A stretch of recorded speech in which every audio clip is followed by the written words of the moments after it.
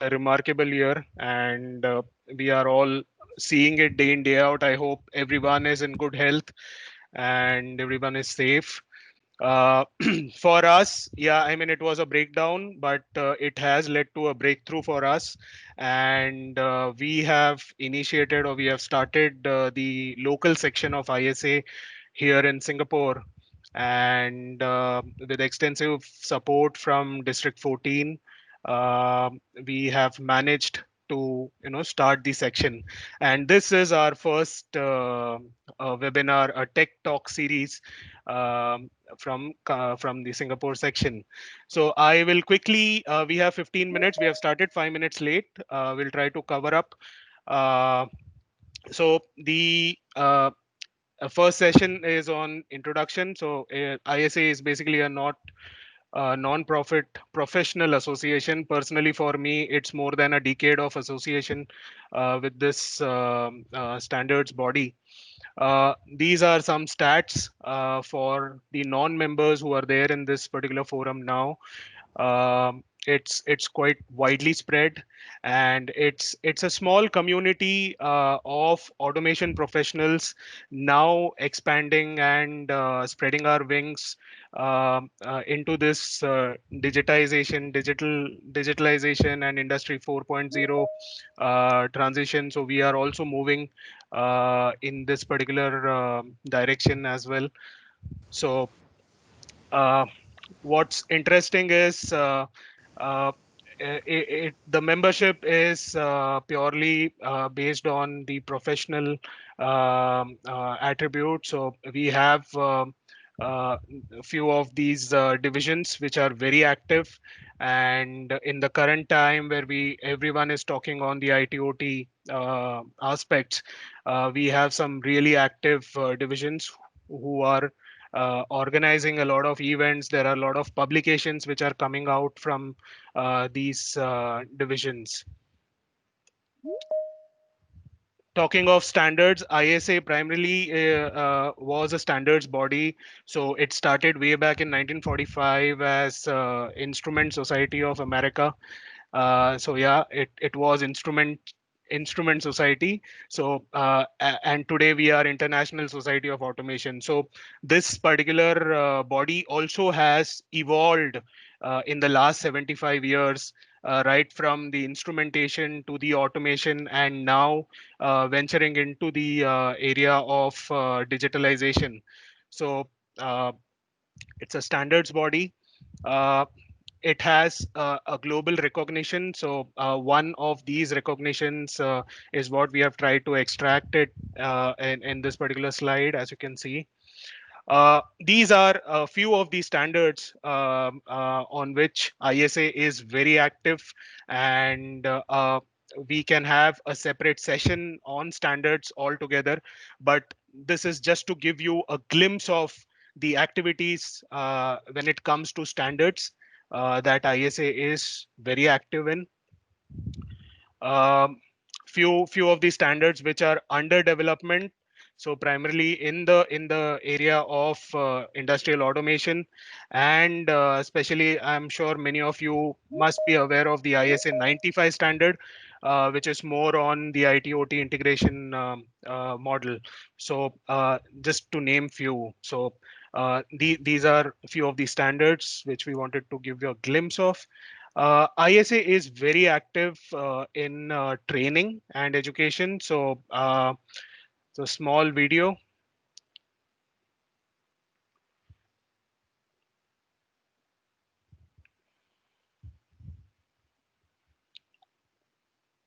The International Society of Automation offers flexible, dynamic, and relevant training designed to fit into your fast paced professional schedule. We're a worldwide leader in vendor neutral, standards based education and training programs for automation professionals. ISA's courses are known and respected worldwide for their unbiased, practical approach to important topics like cybersecurity, safety, communications, plant maintenance, control systems, instrumentation, and more. We offer many different ways to access the training you need: instructor led, classroom courses in different locations, online, instructor assisted training courses, online, self paced courses, live and recorded webinars, and innovative bootcamp courses. Many of our courses feature hands-on portable laboratories so that you can learn the latest best practices using authentic equipment. If your company needs to train several employees, we can bring our instructors, training materials, and hands-on labs directly to you. If you're not sure where to start, ISA's technical experts can evaluate the unique needs of your team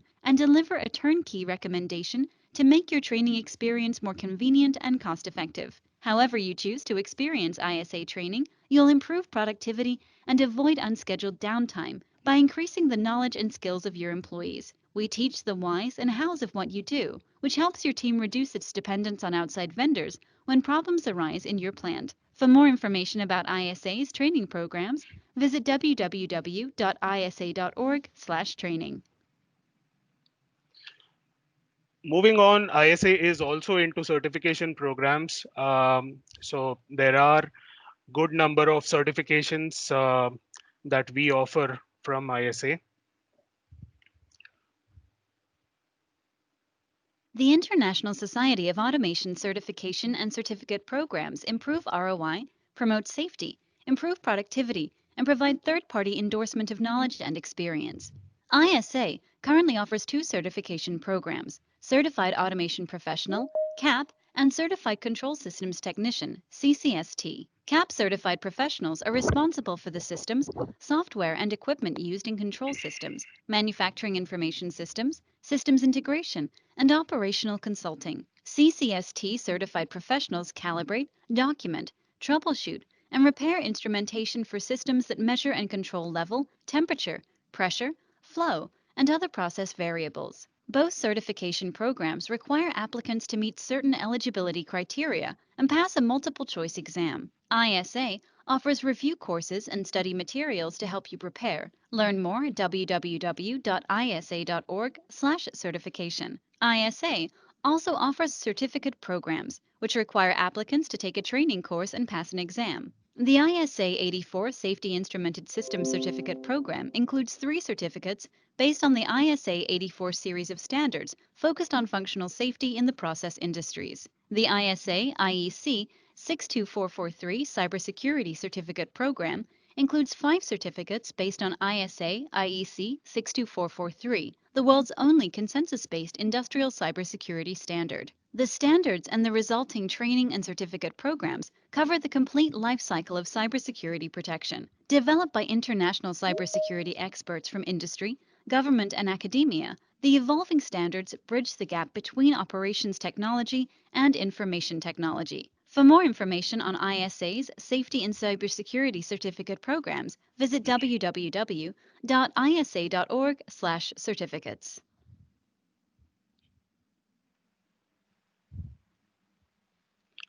Okay, so these are the certifications to give you a glimpse on what we just saw in the video. We also offer a lot of virtual training programs through ISA.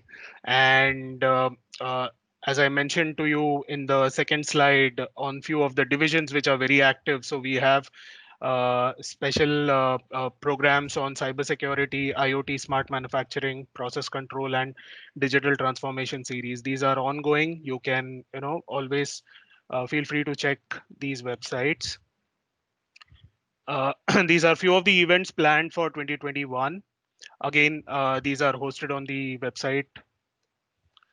With respect to publication, Intech magazine is one of the oldest publication that uh, many of us are aware. Other than that, we have a series of books, journals, white papers. Uh,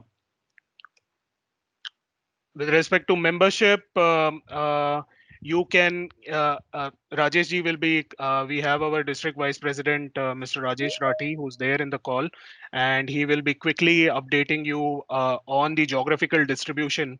And whatever membership related queries, feel free to reach to me for the Singapore section. And similarly, for your respective geography, you can reach out to the ISA local section. This is a quick update on the Singapore section. So the section was reactivated in April 2020 this year. Daniel is our president. Then we have Wendy, who's our secretary, and I am Lalit Bangera. I am the treasurer. Sorry, I didn't introduce myself. I work for Siemens in Singapore, and I am a digitalization consultant at Siemens. Uh, we are a team of 100 members in ISA Singapore section. The local registration activity is in progress. We are very well integrated with ISA headquarters. We have Declan in the call as well, who is literally hand holding us. So we are very well integrated with headquarters and the District 14. So we again have Mr. Rajesh Rati, who will be speaking shortly. One good thing is we have managed to get into a agreement with Nova System, who is a local business house in Singapore. We have got into partnership agreement, especially with respect to the ISA 62443 cybersecurity certification. So this is in-house for us, and whoever is interested, feel free to reach out to us, and we can explore this further. So with this, I will hand over now the introduction session to Mr. Rajesh Rathi. He is our district vice president. He's based in Bangalore, India. And he is recently been elected in the executive board of ISA, which is quite an achievement. And let's hear it out from Rajesh ji. Rajesh ji, over to you. Thank you, Lalit. Can you hear me? Yes, very loud and clear. Um, Thank you very much, ISA Singapore. And before we begin anything, congratulations to you to re-begin your journey. Singapore is a very, very important section. It was very vital, and for a while there was some disruption, but nice to see that a young team has taken over now. And congratulations on this very first event. I can see there are at least 71 people already on this call, and we are all looking forward to this presentation from Mr. Partha. So, friends, my name is Rajesh Rathi. I'm the district vice president as introduced by Lalit, and I will quickly take you through this introduction to the geographical structure of the ISA. So first of all, the vision, mission, and the values of the organization are in front of you. Vision is to simply create a better world through automation. Mission is advanced technical competence by connecting the automation community to achieve operational excellence. And we follow our values as excellence, integrity, diversity, inclusion, collaboration, and professionalism. Um, Geographically, our headquarters are located in North Carolina in the Research Triangle Park area, which is one of the finest academic areas in the United States. And there you see the building, which is our headquarters. Next. ISA structure. At the top of the organization, we have an executive board of elected leaders and strategic directions and planning. Operational staff, which is nearly 125 strong professionals, employees that run the organization with departments like marketing, events, finance, and Marcom. And then we have geographic assembly. This geographic assembly comprises of districts. Currently, we have 14 districts. The world is divided into these 14 geographical areas. Districts have sections, and then sections have connected to them the student sections. On the other side, on the technology side, we have technical divisions, and we have two major separations in them. One is automation and technology department, and another one is industries and science department. So we are basically a part of District 14, which comprises of these sections. India has got 8 sections. The countries that it includes is India, Sri Lanka, Bangladesh, Myanmar, Malaysia, and Singapore, Vietnam, Indonesia, Korea, Japan, China. We don't have sections everywhere right now, but we hope to have one by one sections in each one of these countries in the days to come. District 14 has over 1,000 active members, out of which 100 of them are right there in Singapore section. India has got 8 ISS sections, and they are all in major metropolitan cities and the second layer cities. Let's move to the next slide. Okay, we are going to basically this slide. Majority of this has already been briefed by Lalit, so I'm going to skip the details. These are the various brands or the companies from where our members come. I must highlight that ISA is not an organization of corporations. It is an organization of individual members, but our members come from these companies. And the reason is we want to remain brand free of any branding or influence of any brands, but our members come from one of the best of the companies. Next. Uh, are you ready to build the future of automation? We look forward to you welcoming you into our ISF family. For those of you on this call who are not already members, this is our appeal to you to keep this momentum going. Please join us. Those of you already in Singapore, please join Singapore section, and others can also contact us to find out what your local sections are. Please join us. Thank you very much, friends. And over to Lalit and the speaker today, Mr. Parthare. Thank you. Thank you, Mr. Rajesh. Okay, so we will quickly move to the topic for the day. So we have a veteran coming here with 37 years of work ex. He also started his journey from a commissioning engineer. As we saw in ISA, we have a lot of districts, right? A lot of geographical divisions. Similarly, when we talk of digitalization or say IoT, we have created two worlds for ourselves. One is the IT world and the other is the OT world. So personally speaking, I come from the OT side of the this story, and we have this gentleman here in front of us, Mr. Parthare, who was an OT guy, and in the year 2005 he is a visionary. He saw this IT influence that is catching up in the industry, the industry 4 revolution that is coming up, and he moved into the IT world as well and owned a lot of skills, knowledge, eventually starting up his own venture, D Driven.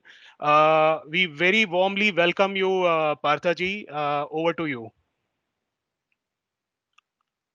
Thank you, Lalit and Rajeshji, for giving me the opportunity and also calling me a visionary, which probably I don't qualify for. But anyway, thank you for that. Uh, so I think I've been already introduced and I will jump straight away to the presentation. And let me share my screen first. Okay. Meanwhile, while Parthaji is sharing his screen, if you have any doubts, any questions, please feel free to use the chat box. We will have a dedicated session, Q&A, towards the end of Parthaji's session. Thank you very much. Okay. So everybody can hear me? Yes, sir, loud Okay. and clear. Yeah. Okay. Yes, So the Partha. topic is IT/OT convergence and operations digital twin, and these two topics are evolving. So whatever I am saying, and we are saying, is our outlook at this moment, or our ideas about it. But going forward, obviously, there will be different directions, and it will evolve and mature as we go deeper into the digital transformation. Right. So I have broken my presentation in 5 sections. You can see here, I will not go through it. And every section will have 2 to 3 slides. And I'll try to complete my talk within the stipulated time. So the first is what is IT OT data, and I've also added IoT because there is a lot of there is a lot of curiosity about the word IoT, right? The context here is the process manufacturing industry, including the energy and natural resources and utilities. So there are ideas, there are concepts here which may not 100% apply to the discrete manufacturing, but generally it applies to overall manufacturing scenario, including the discrete. So what is IT OT data? And these are the 3 points which you can see in the screen. I will cover in the next 3 slides. To start with, that if you walk into any large plant, whether it's a Tata Steel in India or it is a Reliance in India or Exxon or Singapore Refining Company in Singapore, you will see they are sitting on at least 50 plus different applications. Some are called OT applications and some are called IT applications. Here is a very nice study by Credit Suisse about the installed base, how much actually industry, spend on IT and OT every year. So this is a study probably 2-3 years old, maybe 2017 study. On an average, the industry spends 200 billion plus on IT and OT, right? So, and this is mission critical data. And I will explain actually what I mean by mission critical data as we go forward. Here is a quick overview that what kind of data we are talking about. Usually, if you walk into a refinery or a petrochemical, which is more or less data rich, you will see there are at least 100,000 time series tags coming from the OT layer. And when I say OT layer, this is basically the PLC, DCS, SCADA, and stuff like that, right? And then there are IT applications for planning, scheduling, quality management, work order management, etc. They are called MES IT applications. And beyond that, you have got the business IT applications like SAP, FICO, MM, SND, and etc. etc. So this is a huge data. It is still not really tapped. And in order to tap this data and make sense out of it, we need the data which is coming from the plant floor, which is called OT data, or usually a time series data. Obviously, the metadata is tabular. And the data that's there in your MES and ERP applications, they have to blend. So this is what we call actually is IT-OT convergence. Now in the next slide on the right hand side, I'm referring to something that was created in 1990s. So obviously you can see that, since there was a need to create this PERA model in 1990, since then industry have been spending on IT and OT, right? And here is a problem statement from one of our customers. And you can see that they are saying they have got 3 divisions or 3, senior management, 12 divisions and 51 teams. So, so many different perspectives to the data and 39 applications. And in that, they have counted SAP as one. But if you look into SAP, drill down into SAP, they will have at least 5 to 10 different modules there. So this is what we are actually, referring as the mission critical industrial data and or IT/OT data. So now, since there is a huge, interest in IoT, I will explain a little bit about IoT in the context of the mainstream manufacturing industry, like a petrochemical company or a refinery, which is highly instrumented and automated. In those industry also, in the days I used to be a commissioning engineer, or even 10-15 years back, people would add instrumentation and the IO and a DCS only for mission critical data. And there are a lot of things which are left to manual inspections, which will happen monthly, yearly, weekly, whatever, right? The simple reason is that if you want to add a sensor which costs you say $1, the paraphernalia to take it to your backend costs you $9, as well as to maintain will cost you another $1 every year, right? Now with IoT, this middle layer of paraphernalia is gone. And here is an example from an corrosion inspection. Earlier, somebody actually will go every 2-3 years or 1 year, depending on the corrosion rate, and measure the rate of corrosion, and then approximately give an idea that when you need to repair or replace the pipeline. Today, you can put a sensor which actually is inspecting the pipeline every second, or actually you can increase it to every few milliseconds, right? So this is where the IoT data stream is coming into the mainstream industry. Other than that, there are a lot of industries, especially into the SME layer and the discrete manufacturing, where things are not that highly automated or instrumented, right? Also, there the IoT becomes the main data stream, as well as the areas like connected car or connected this and that, where IoT is the basically the main data.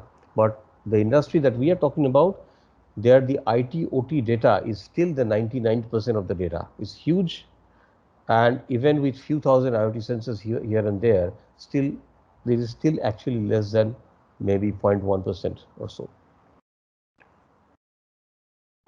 So this is a summary which I started with. We have a huge installed base of IT OT applications that is mission critical for the operations of the industry, and there are a large number of data streams. And I'm insisting on the word number because this is not a big data area. This is not a petabyte. Even if you actually add 25 streams of data and each backend application has got 10-15 million records, still it is actually pretty limited limited amount of data. But complexity of the data is very high. So this is a new area that's opening up, and this is what we call industrial or manufacturing digital transformation that involves IT OT convergence. So IT OT convergence is, I was Googling before making this presentation, I was Googling, and there are a lot of nice and detailed, definitions, and I put one of them, right? And there are a lot of complications in blending the data because most of the data, OT data, is sitting in your control area, which is highly secured, and that's why ISA has a training on the automation security. Then there are, different sections of the plant LAN, and then you have got enterprise LAN on which your other applications are sitting. So we'll not go into that complexity of how to take and ingest the data out of these different layers. We will have, deal with a very simple definition that when we are saying IT/OT convergence, we are talking about ability to treat tabular data as time series and vice versa, and the ability to query or write a calculation on an object or a data set that involves both tabular and time series data from multiple data sources. Now, as I go forward, the idea of the object or a digital twin will become clearer. So now, why IT/OT convergence, right? We all know that it is imperative, but still, we probably have to explain why IT/OT convergence. So here is the issue that even if you do not do, and if this is the first step to your digital transformation, and if you really do not merge IT and OT data streams, the opportunity cost is huge. Every entity in a plant, whether it's a machine or a material in your tank, or a work process or a physical process, or a shift supervisor or a person, right? If you want to analyze or describe an entity, you need both IT and OT data. Without that, actually, you cannot analyze anything completely, right? And then there is another area which is called an 80% problem area, and I will not explain it right now. As I go forward, it will be clear. But just keep this word, the 80% problem in analytics. So first one is the pain point that you have a huge invested sunk cost in IT and OT applications, and since these data are not tapped, there is a very large opportunity cost, and the opportunity cost could be actually 100 plus million for a mid-sized refinery, just a 300,000 barrel per day refinery. The opportunity cost can go to beyond 100 million. And another issue is that these data are sitting in different silos, not only horizontal silos, there are vertical silos. Maybe this is the IT silo, and within the IT silo, there are functional silos, and this is the OT silo. Even within the OT silo, there are departmental or functional silos. So far, there have been a lot of analytics applications and projects, but we see that without really all-pervasive IT/OT convergence, these analytics are also a disparate analytics on disparate data, right? And it is actually adding to the problem. Now, coming to the opportunity cost, and here I'm showing a simple back of the envelope calculation.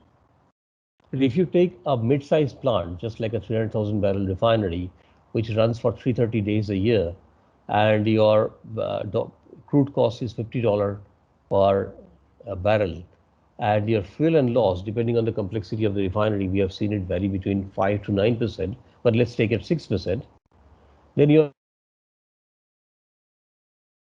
energy $300 million. Now, if you can save by using the data just 1%, you are saving $3 million per year.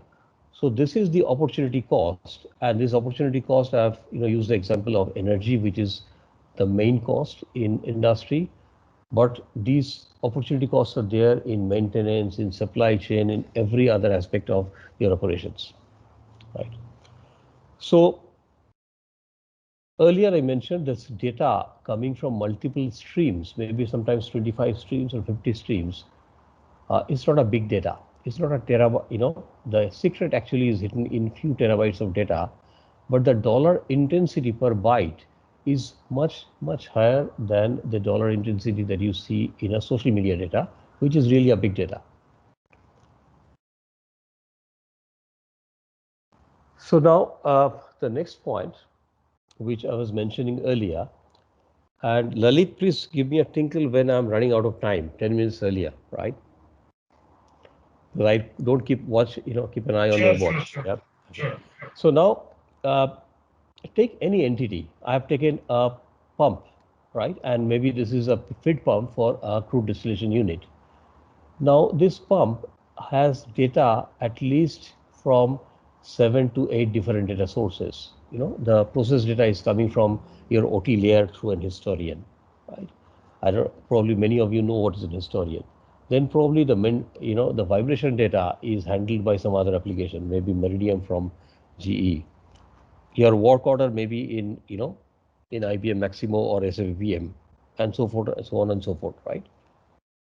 Now this pump belongs to a process which involves probably another 25 to 30 or even 50 different data streams, right?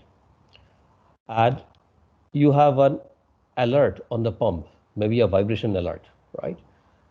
So apparently this is a maintenance issue, and only the maintenance guy is bothered, right? So we are very happy to do a fantastic predictive maintenance analytics. But if you go into operations, you will see that the issue actually bothers first the supply chain guy, then the operations guy, then then probably the maintenance guy, right? The questions actually they want to answer are various. That okay, do I have enough ullage if the CDU stops? I have a ship coming, and do I have enough ullage to or do I have to suffer demurrage?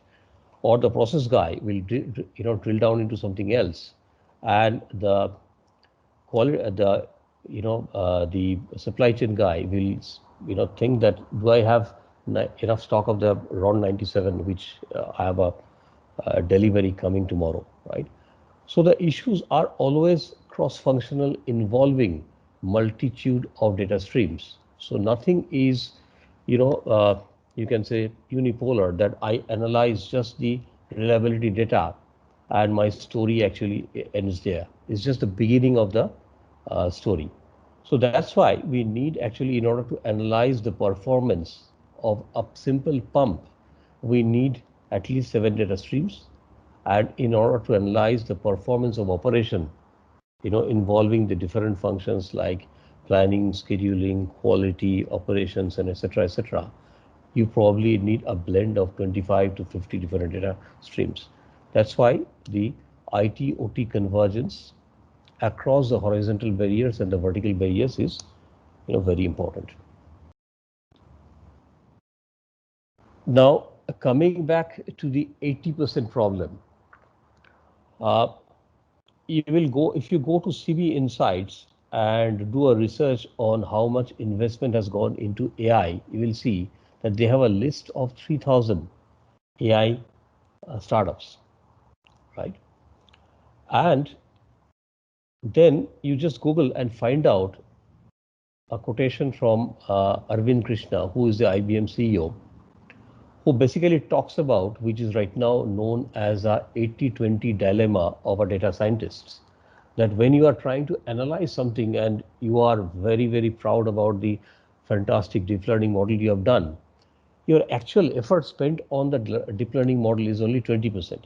80% actually is a data extraction and blending or the data preparation work, right? So this is actually, in order to do the data preparation, the first thing is in manufacturing, and if you are dealing with a manufacturing entity, IT OT convergence is a must, right? So first step is IT OT convergence, then you do data preparation, and we'll show actually how the data preparation we are doing, and then you push it to your analytics, algorithms, or maybe a calculation, or maybe a logical SQL model, etc. So now I'm just summarizing the key points which I started with, that the opportunity cost in industry for not doing the IT/OT convergence and the digital transformation is huge. Every entity involves IT and OT data. You can't analyze the performance of an entity without merging both, handling both IT and OT data. And also, in order to apply analytics at a large scale through some fantastic, AI platform, you need to merge IT/OT data and prepare the data first, right? Otherwise, you can probably do a boutique project here and there, and that's why Arvind Krishna says 90% of the projects, AI projects, are a failure, and the main reason is the effort goes into the data preparation, right? Now here it comes about how we do and IT OT convergence. Now this area is evolving. We are at a very early stage, so whatever we are saying may not be the complete story. This is just our way of dealing with it at this moment, right? So this is basically our platform, and we have not put all the blocks. Obviously, you have to ingest IT and OT data, right? Without ingestion, you are not doing anything. Then there is a big area before you start analyzing is harmonization of the metadata and homogenization of the data. And I will explain it with one example. Then there is, something we called IT OT cross transform, where I want to, treat OT IT data as an OT data, a time series data, right? I will explain it with some example. And then the last thing is a contextualization, where I'm talking about a CDU motor feed pump. I'm talking about 7 or 8 data streams. So without bringing that data into a context, it's very difficult to analyze, right? So these are the three things I will explain in this presentation as part of our IT/OT convergence. First is harmonization, right? Now, supposing you have to do A plus B, and both are time series data coming from your OT systems. Now, you will discover that, okay, the unit of measurement is different. You have to harmonize that. Oh my God, the timestamps are different. You can't actually, add A plus B unless and until the timestamps are harmonized, right? Then you say, oh my God, one is sampled every 1 minute and one is sampled every 5 minutes. So obviously, you can't actually do A plus B without really harmonizing that. Then you will find the metadata and the naming conventions are all different, right? Maybe something is, one data format, maybe a double, something is in a different format. So just for doing A and B, A plus B, you have to do a ton of harmonization. Think about you are doing complex analytics and you are dealing with 25 to 50 different data streams. So this is a pretty large area, and this is not addressed well in the industry today. It's probably addressed in the banking or the retail industry. There are applications which are, called data cataloging applications and all. And this is just a small example. There are much more details to it. Now, IT/OT convergence, I will go back to my simple explanation of ability to treat a tabular data as time series and the vice versa. Right? So here is an example from a petrochemical plant, and the time series data that you see they are not really time series data. They are actually coming from a tank farm management system or a offsite management system. The vendor calls it. It's a pretty large vendor. And my system actually, and this is the data, gross standard weight, gross standard volume, gross observed weight, and my system actually is treating it as a time series data because I am actually working on analytics on some reconciliation issue, right? It's very common to have one physical inventory in your tanks and have another physical inventory in your books, right? So unless and until you mix you are able to treat actually the data which is on the field in your instrumentation as well as your time, in your MES applications, it's very difficult to actually do any meaningful analytics, right? So this is what we say, and there are many other parts, and the vice versa. The time series data I want to now, run a SQL query on, along with joining with some data in my SAP. So the other part of the story, I'm not covering it here. So this is one small example of the IT/OT homogenization. Now coming to the contextualization and digital twin. Now, digital twin is a very, very confusing topic, and I always put a caveat before talking about our digital operations digital twin through this, that the word, the term comes from the PLM industry. The digital twin, the word, the concept come from the PLM industry, right?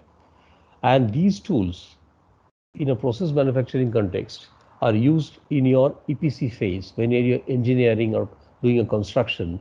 You are using Intergraph smart plant or some such tool, or if you're into the discrete industry or making a car, you are using a host of the PLM tools, right? And here are some examples.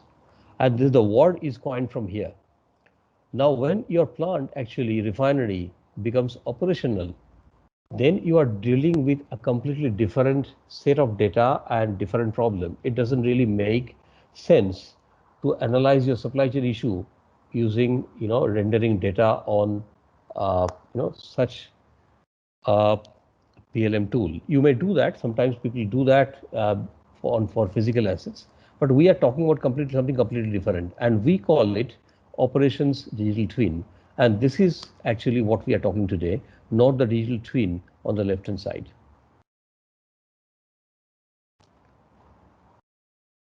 Now, I'm just digging a little bit deeper into the digital twin.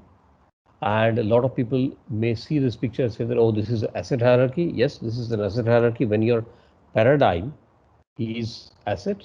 Now we are talking about a furnace, a naphtha cracker. And this is a logical, so I have a logical model of the naphtha cracker, and I have got so many naphtha crackers. And these are the IT/OT data or attributes of the naphtha cracker and in derivatives. And derivatives means basically what I derive from the data. Maybe an anomaly, maybe a calculation like the radiant duty of the naphtha cracker, or a convection duty, or a heat rate, right? So these are basically calculations or analytics or SQL logics and etc. etc. They are all referred, and this is where we are basically contextualizing the data to a particular naphtha cracker, and this is actually where we are contextualizing to the paradigm of the operations guy, and that's why we may call it also an asset hierarchy. Now this same naphtha cracker, or maybe a tank, or maybe something else, may belong to another hierarchy which reflects the paradigm of a supply chain guy or a maintenance guy, right? So there are multiple paradigms or multiple hierarchies in a plant, and but the entities, they belong to multiple hierarchies at the same time. And what I was explaining you earlier, that an issue with a pump actually impacts everybody in different functions, and upstream to the pump and downstream to the pump. So that's why you need contextualization, and in order to do contextualization properly, you will need IT/OT convergence. Now, I just made it yellow because a lot of questions are there about ML and advanced analytics. Yes. So this becomes actually at the same time the source for our ML workbench to do a deep learning model, run a deep learning model. And then it also actually reads back the data that supposing you give up, prognosis about a potential failure, that's a predicted event. And I actually read it back and circle it back and contextualize it here, right? So that's why, there is a different color there, but probably it's not that relevant in this context. So now this is where everything gets contextualized, whether it's a raw data and you are monitoring the critical tags or the KPIs or KOPs, key operating parameters, which I was mentioning, that radiant duty, convection duty, heat rate, blah, efficiency, blah, blah, blah, or the compliance issues which we call inside, because when you see overdue work order 5, you want to click and drill down and then want to understand actually why there is overdue work order, why is your oxygen is excess in these furnaces. So this is what we call insight. And then the foresight, which I explained, that you are probably predicting some values, uh, and these are probably you have written a fantastic deep learning model, but everything gets contextualized here. Everything ultimately becomes a data source for us, and some of these applications where you are doing analytics may become data sink and source both for us. So this is basically how a contextualization works for us. And these attributes may contain everything, maybe a financial information, maybe a quality information, maybe something else, asset informations and all. And when you are looking to these attributes through a dashboard, you are subscribing to a subset of the parameters based on the persona, right? So a financial guy will not really look into this. He will actually look at the naphtha cracker just as a financial object and subscribe only to the data points which are relates, matters to him, right? Maybe the energy cost, maybe the cost for the maintenance, and etc., right? So now this is a little bit, bigger picture, that a visual rendition of all kind of data and analytics. And I have brought in some analytics which doesn't belong to the naphtha cracker, like, soft sensing of a dew point here.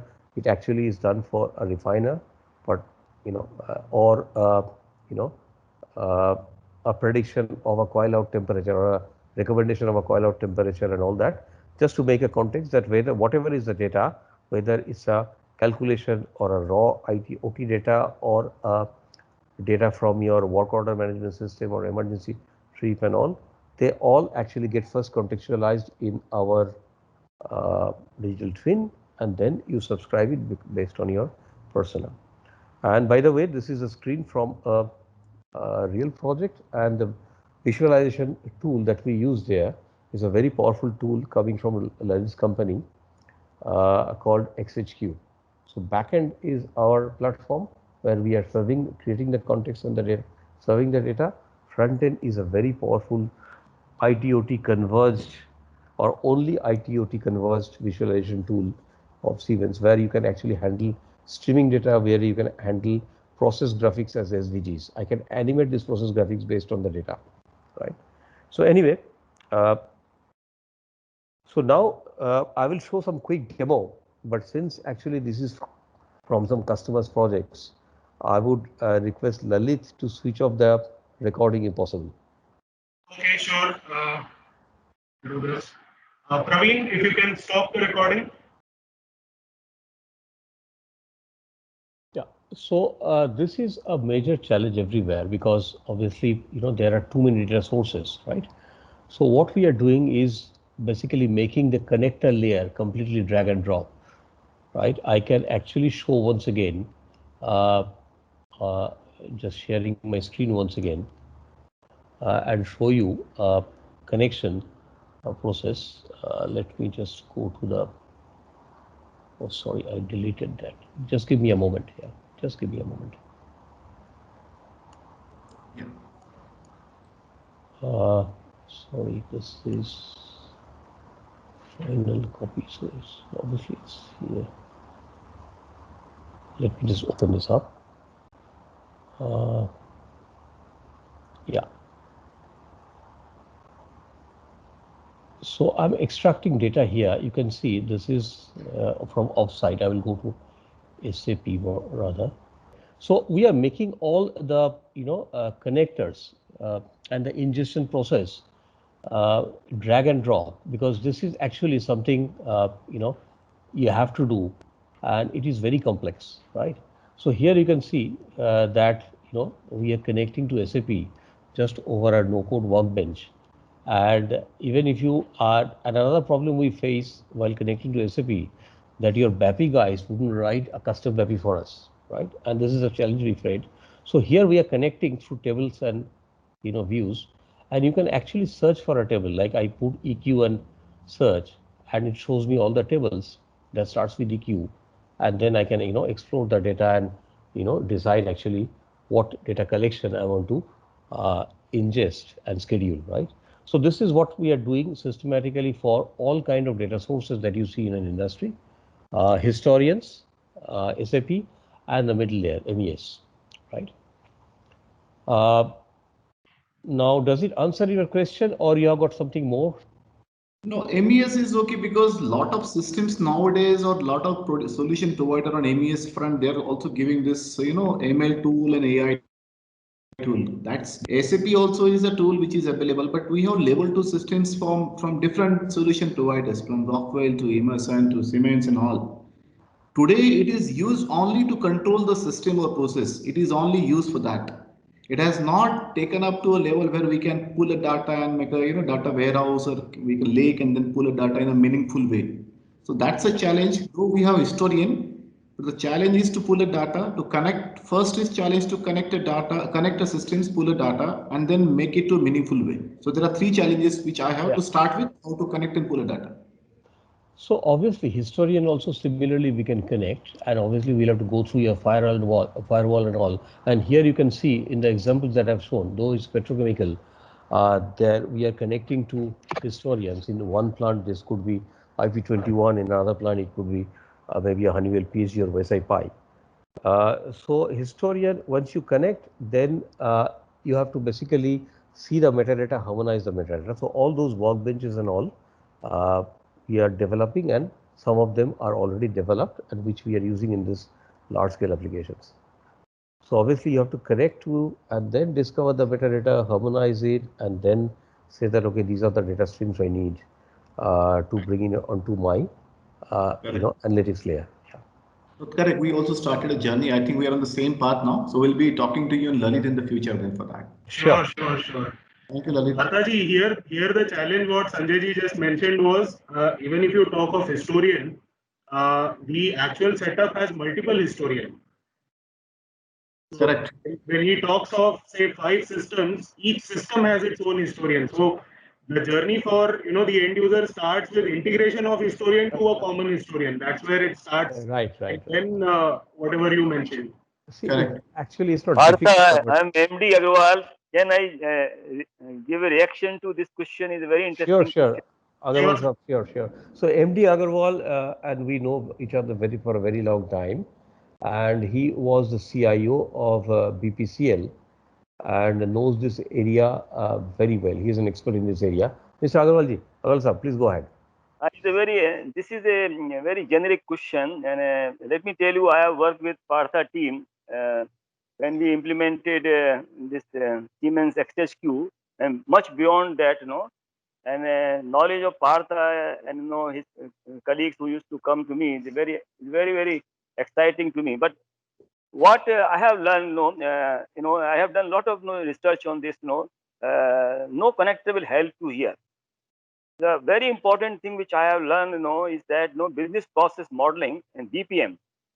If you have a approach on BPM, business process modeling is strong platform which can, the BPM, or should I explain the BPM, business process modeling or business process management, then the diversified heterogeneous system of different nature. It may be Oracle, it may be flat file, it may be, your real-time system. And it is very easy to bring the using the technology of BPM under a single under single roof. So this is what sometimes we when we try to implement, somebody says, oh, you create a data mine, you create a data mart, or data lake. But there is engineering tool available for this sort of problem now. So I thought I'll share with you, and it was successfully deployed in two of the refineries in BPCL. And I was also having similar problem, what you have narrated just now. Okay. Thank you, Agrawalji. Thank you very much. Yeah, Thank you. see, Sanjay, this is Jerome. I just wanted to give you some insight. We have several such experience. Maybe, I don't know, I don't have your email. Maybe probably we can connect and we'll tell you how to do it.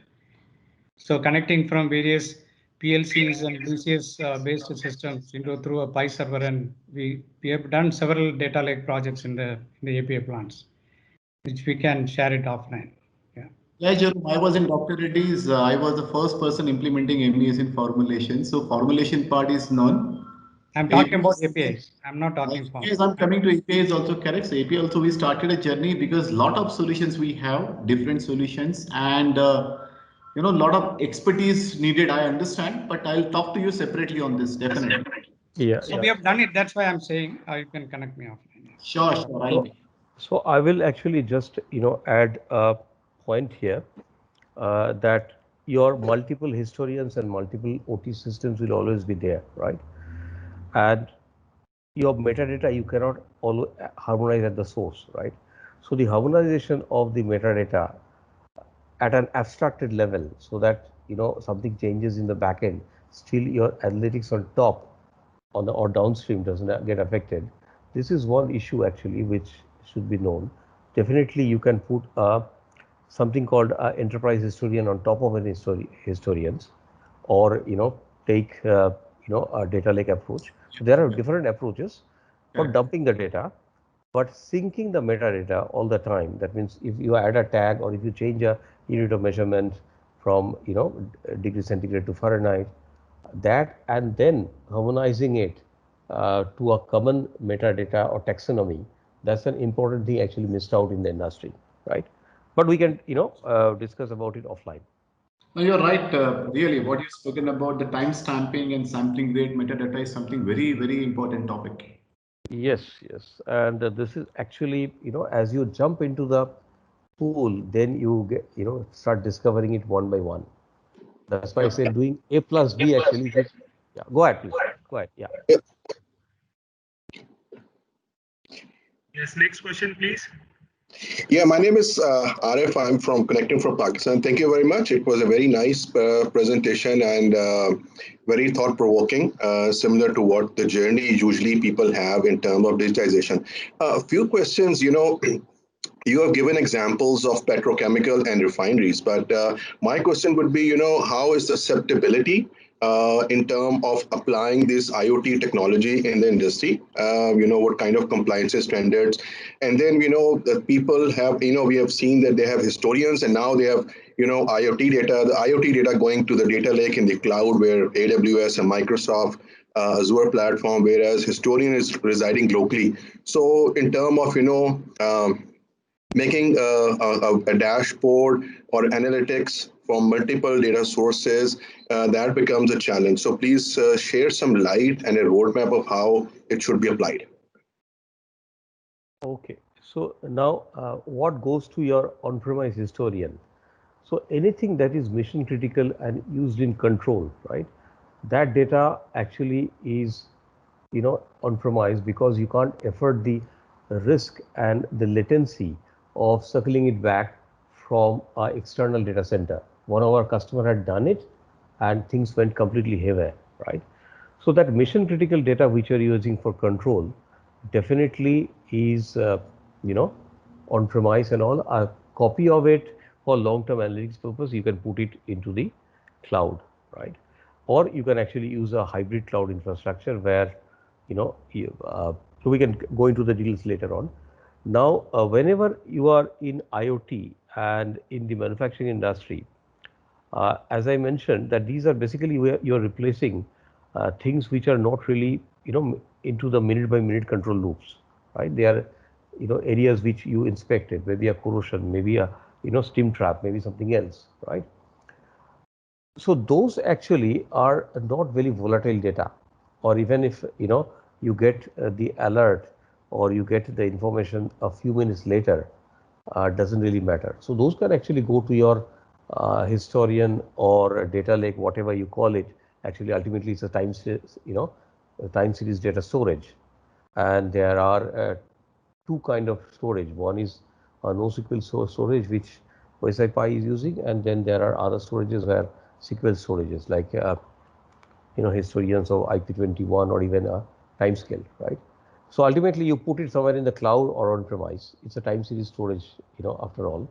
So that can go anywhere, right? That actually doesn't affect you. And now the assets which are distributed, supposing you have got a production, oil and gas production field, and your data is, and the instrumentation or the production fields are highly distributed, right? There anyway, things have to go to some data center 500 kilometer away. So it might as well be your private cloud or a public cloud. Does it answer your question?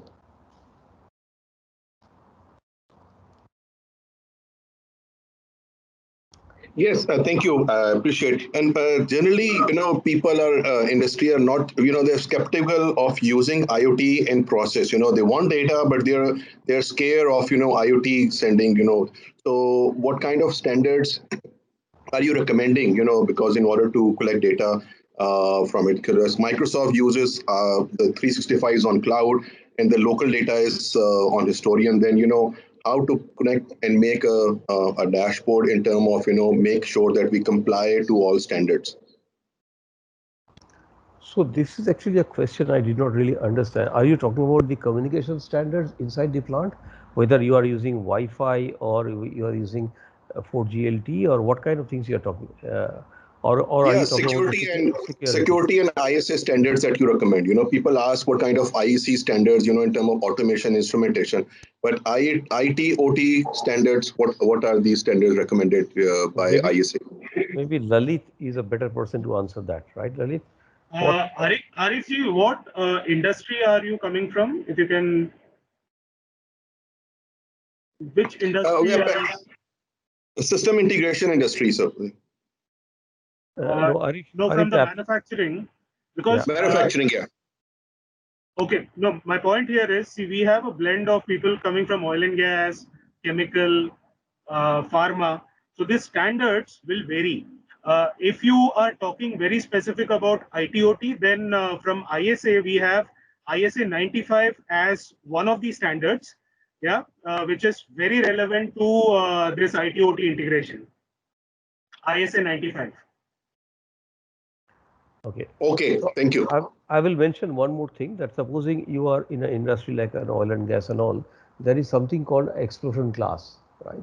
So that's also another consideration other than the security or encryption of IT, that some sensors you can put in zone 2, some sensors you can put in zone 1, and there are some sensors probably you can put in zone 0, where if a single spark actually will create an explosion. So there are various considerations depending on which industry you are in, right?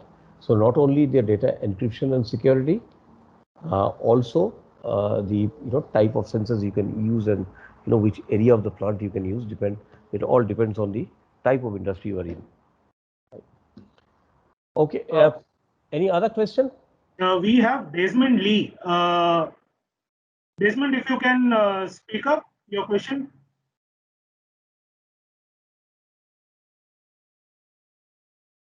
Okay, Desmond has put it in the chat box as well. He says, can you share more details in relation to site failure rates of equipment, sensor, system, etc.? He's more concerned about the number of trips, the trips that occur in the plant. So I wanted him to actually. Hi there, Mr. Prata. Yeah, hi, Desmond. Yeah, I'm Desmond Lee. I'm coming from oil and gas process industry. I heard just now for your interesting presentation and demo, one of your point was that you're tracking a number of trips in one of the petrochemical plant. And I was wondering if you could share more this number of trips with relation with the data that you analyzed, with relation to the failure rates of the equipments in the plant, and in terms of all the systems. Do you track them as certain KPIs that you report, so you can better understanding where are the failures that contribute to your loss of production? It actually depends on the project to project. Some projects are basically on the asset reliability, and there obviously they analyze the number of trips and the reason code and compare from this plant to that plant. Yes, it all depends. Not every project actually has uh, you know uh, every kind of analytics. So there are projects where these things are only about supply chain and inventory. But yes, there are projects where you are not only analyzing the trips, also analyzing the it by the reason code, also actually uh, due to the work practices, like somebody has bypassed something without authorization, right? So it all depends on what you want to analyze. Ultimately, it's all data. As soon as you give the business problem, if there is a data, then we can actually do the middle layer. That okay, what to analyze and how to analyze, and uh, how deep actually you can slice and dice, and and what you can predict out of the data. Okay, I guess it's a matter of each project objective of Right, what you right. want to track and what you want to achieve, objective of what you want to study. Right, right. Okay, thank you. Thanks. Thanks. Yeah. Pardaji, we have one question coming in from Defta. It's on security of the data, especially when the data is stored outside the company. So the question is, do you encrypt the data? If it flows outside the company, then obviously the encryption and everything is required. But in manufacturing, if this analytics is done within the domain. So our application actually usually would sit within your domain, right? And it will get integrated with your basically the LDAP system, like Active Directory. But if you are now opening up to your partners, then obviously, this will be a separate kind of authorization and encryption should be used, like auth2 and maybe a JSON token in between. Yeah. So there are different ways of doing it, but definitely you have to do it if you want to control the access and secure the data. Yeah. And Okay. it goes outside the your firewall. Hi Partha, this is Defta. Hi, Dutta. Yeah. Yeah. My question is because I am wondering where you keep the data. When you said you get the data from the PI, SAP, and so on, and then you analyze the data and put the record. Where you keep the data that you have recorded? Is it outside the company or still inside the company? Because in your client company, because if you put in the client company, it's mean you have a double data, right? Your data and also the PI data. How you manage that? If you put outside, how we can sure that the data is not given to other parties or so on, and protect no one can read it. Thank you. Okay. So for large applications, they are always inside the customer's data center. This data center could be a cloud from AWS, but they are part of the customer's private cloud, right? And the data, what we persist, actually depends on the requirement. Within our application, what we need to persist. So within our application, we have got, data lake for storing different formats of data, IT, OT data, and when it's required, you can store also blobs. Uh, it all depends on the requirement. Now, obviously, you are making a copy of the data and persisting for some requirement. You can virtualize, but then you're if you can manage the latency, right? There are areas where you don't store the data, and just cache and push it forward because there is no processing done. But if there are processing done, you have to persist. So obviously, you have to create a copy. So it depends on what you basically persist, what you basically cache and just stream. Uh, it depends on use cases, right? Does it answer your question? Yes, thank you. So it's depend on the configuration and how we manage the data, right? Right, right. What you need to do, because everything you don't need to persist, but there are things you without persisting you cannot manage the performance. Okay, thank you. Okay, thank you. So any more questions?